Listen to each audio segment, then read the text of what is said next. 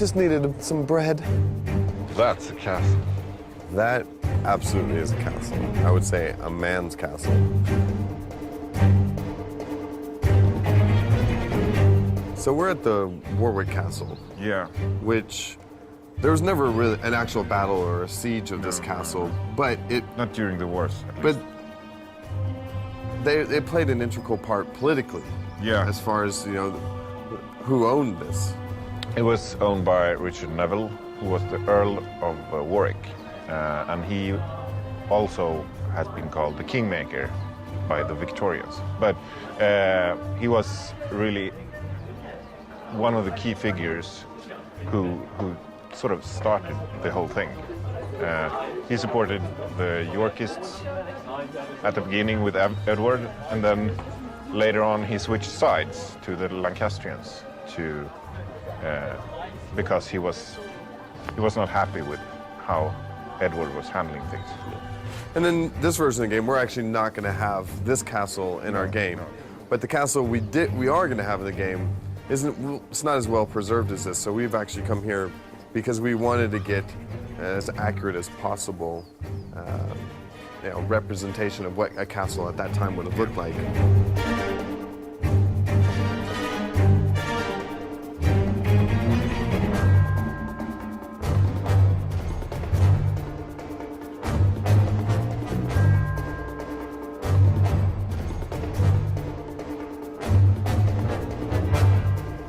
Now, we always think about everyone on the battlefields in the 15th century wearing complete armour of plate. If you look at the artistic representations, that's what you see. But that's just not true. When you look at the more detailed records, you find that the vast majority of archers and billmen on both sides, where there is any evidence, had hardly any protection at all. And sometimes the protection they had isn't what you think. Most complete plate armours for the men-at-arms have a helmet called a sallet, and we know what that's like, wonderful visored thing worn with a bevor which fits onto your plate defences. But this is a sallet as well. This is a very simple, relatively crudely made skull cap, but you still call it a sallet. And this is the kind of thing that the really well-equipped archer or billman was wearing in the middle of the 15th century.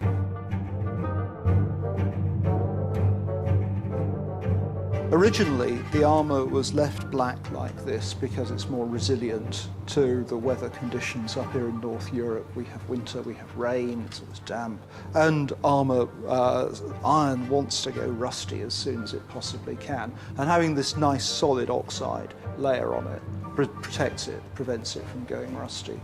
But the idea that armour ought to be bright and shiny comes in with the Gothic revival in the late 18th and early 19th century. There's a lot of debate why the Wars of the Roses were so brutal and bloody. A lot of the remains, they don't seem to have just been given one blow to the head, for instance, but often many, many blows. In fact, some of them had their whole faces obliterated. There are cases of what can only be just mutilation, ear cutting off, even trophy, it implies that trophy getting. It's not very, very pleasant at all.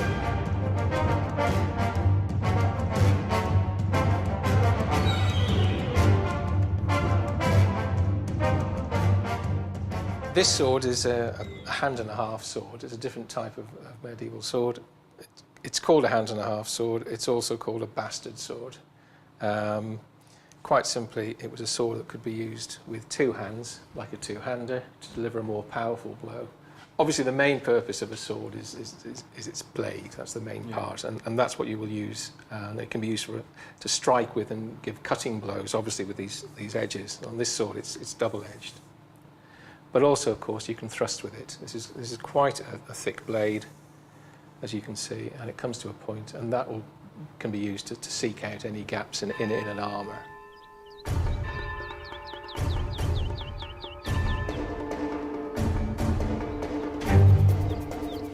Here we're bringing some short hafted staff weapons. One is the mace, which is this one, and the other is horseman's hammer. But as you can see, it's got this hammer head, which is faceted, which means if it comes into contact with the smooth surface of a plate armour, it's going to grasp, it's not going to slide off. Then the other thing is, if you meet an unarmoured opponent, you basically just whack them with that, and the result can be seen here on the type of wound that a spike like this can give. I was quite stunned. I mean, to actually get to touch these swords and to actually wield one in your hand and to see that and to find these nuanced additions to the weapons that we would have never ever known about, like how they used it to protect their finger because they actually started holding the swords more like a fencing foil to better wield it and to be more accurate with their attacks. Yeah, and I mean the lightness of everything. It was. I was totally convinced they were all like solid metal or wood or whatever. Yeah, I weighed like 5 kilos or something. The sheer engineering of this was just unbelievable. Yeah, but I mean, either it worked or you die.